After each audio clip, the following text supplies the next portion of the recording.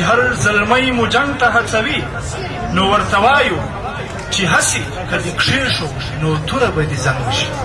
ये मनाने का ये पैगाम है कि पश्तून एक पुरानी तारीख रखता है और साथ में ये है कि हम लोगों ने क्या करना है, इसी कल्चर को अपनाना है.